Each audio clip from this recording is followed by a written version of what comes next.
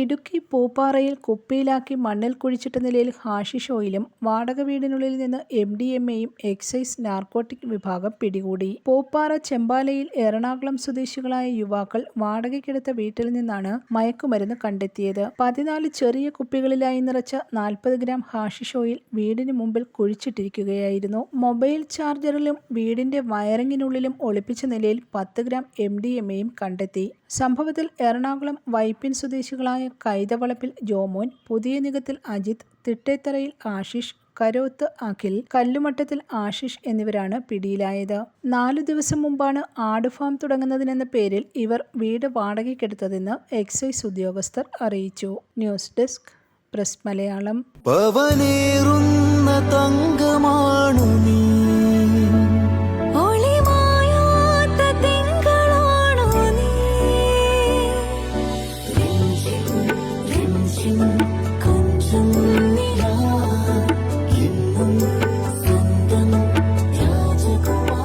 Be a Rajakumari.